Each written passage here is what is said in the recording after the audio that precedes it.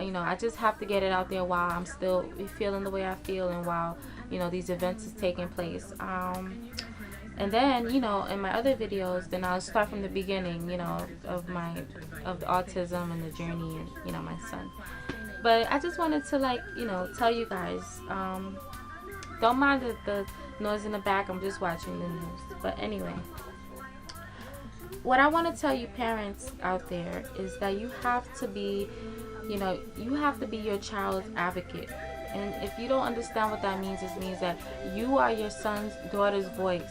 Don't let nobody tell you what to do with your kid. Don't let nobody tell you how to raise your child. Don't let the government try to take over. Don't let nobody tell you, because at the end of the day, that is your child. You gave birth to that child. You gave birth to that son.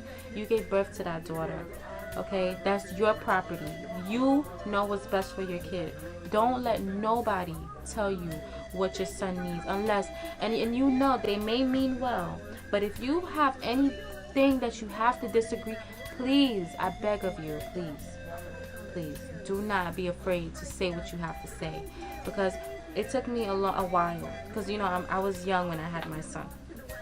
So it's like, you know, as I started to realize that he had autism, I didn't know how to, you know, voice my opinion, because I'm thinking, okay, these people are trained, you know, they know what they're doing. They're supposed to know everything, and, you know, I don't know nothing.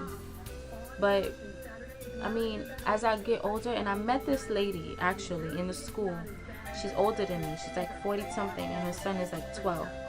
And I met her at my son's school, and her son has autism, but I believe it's a little bit mild. I don't think it's too strong. I mean, he was actually like starting to, you know, say words and things like that.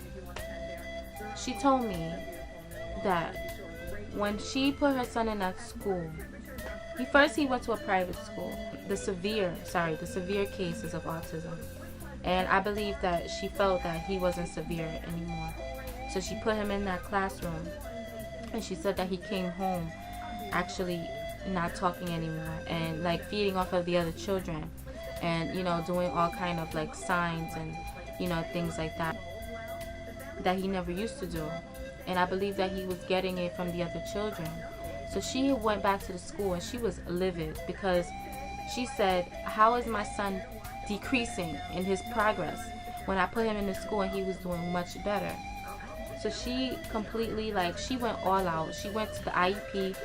If you guys don't know what IEP, that is the program that pretty much starts you off in school, therapies and stuff. It starts you off.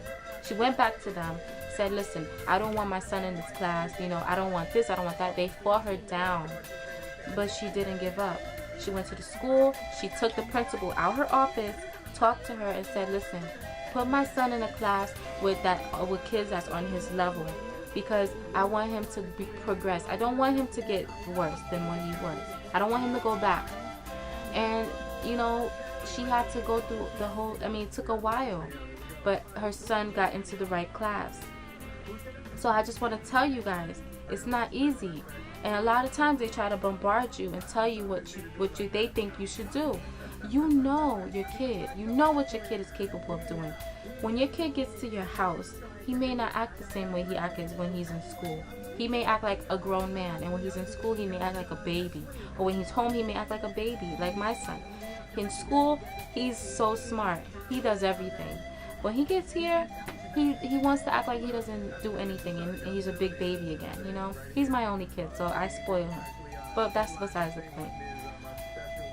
Just, you know that this is your child. If you don't want him to get any injections, you fight it. Don't make him get the injections. Don't make her get the injection. If you don't want him to be in a classroom with kids that you feel that it's not on his level, no offense to anyone, because my son has severe autism, so I'm not even trying to, like, you know, put nobody down. So I mean, I'm probably one of the ones whose kids is, you know, influencing this. You know, you get what I'm saying. Just know that my son has severe autism. I just want to say, yeah, you know, don't let them tell you what to do. You have to fight. You have to fight for your rights. You have to fight for your son. Just like these parents fight for their kids who don't have autism, you fight for him even more, because that's your kid and you want him to be independent.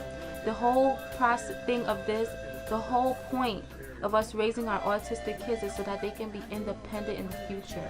If you go to your son's school and you see that he's not getting better, if he's not learning anything, you speak up. Don't be afraid. Don't be afraid to hurt their feelings, because this is their job. They was trained to do this. They're supposed to make sure that your son is getting his services. They're supposed to do this.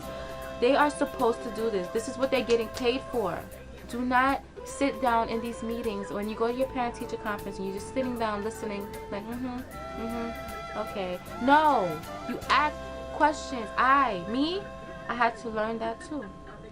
Just recently, like 3 weeks ago, my son had his IEP meeting for first grade because he's in kindergarten. I wrote questions. I knew from a week before, so anytime something popped in my head, I write it down. Why is he not doing this? Why is he not doing that? When is he going to do this? Can he get this? Literally, I was the one doing the interview. I was the one doing the conference because I had so much questions, and they respected that. At the end of the day, they said, I'm really, glad that you're so concerned. They respect that, and if they don't take care of no one else's kid, they're going to make sure that they do something extra for yours, because they know you, and they know that you don't play, and they know that you know what you're doing, okay? Do your research. Know what your child is supposed to be doing. Know what kind of services he's supposed to be getting. Know how he's supposed to be progressing. I know every child is different, but for certain things like hand movements and certain things, a child is supposed to be doing eventually, that they'll pick up, no matter how severe or how mild it is. Certain things they pick up, because when you're doing repetitive things for an autistic kid, eventually they'll get it. You have to be on point, you guys. I say this to the young mothers out there. Be on point. Please, don't slip, okay? I know it's hard, and I know sometimes you're busy, you have work. I go through it, and I have to catch myself. I'm not perfect, but I catch myself, and I start fresh again. I just wanted to say, don't let nobody take advantage of you or your children or your child. That's your son, that's your daughter, that's you, that's your blood, that's you. That is you.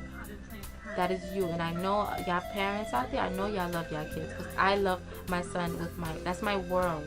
I would die for him. That's my life. And I know if you guys are parents, you feel the same way. So please, I beg of you, just, get some strength. Get that armor up and do what you gotta do. You say what you gotta say.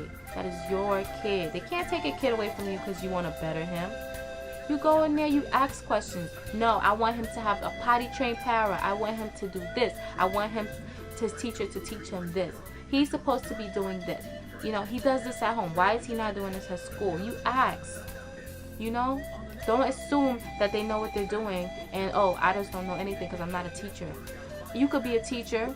You can be a teacher. Go on the internet, do your research like I did. You can be your son's teacher. And only you know what works for your son. They don't know him as much as you do.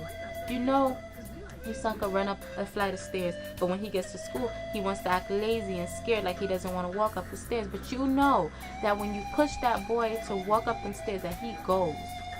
And that's what you need to tell them. Don't be so soft, because a lot of times, that's what they feed off of. They feed off of the kindness and the pettiness. But not me. I have to be strong for my son. I have to push him because I know deep down that he can do better. I know he can. There's nothing in my blood, in my body that tells me that my son can't do this. I don't believe in that word. I don't care what the government say. I don't care what his IEP says. I don't care what his teachers say. I don't care. Deep down, I know that my son can do anything any other child can do. So, I hope you guys really watch this video and take the time out to understand what I'm saying, okay? I know I look like a mad woman because, I just woke up. But I felt the need to get this out. This message is very important to parents and caregivers, teachers too. So that's all I gotta say right now. Of course, I'll be doing a lot more videos, And as always, thanks so much for watching. And I really appreciate the support that I'm getting. So that's what I want to say. Yeah. Thank you guys so much. Don't forget to comment, rate, and subscribe for for more information and stuff about autism and things. You guys can ask me anything, and I'll answer it. And please, if you know anything, if you've ever been in the same situation, let me know. Give me some tips, because like I said, I'm not perfect. I'm still learning. And thank you so much. Bye.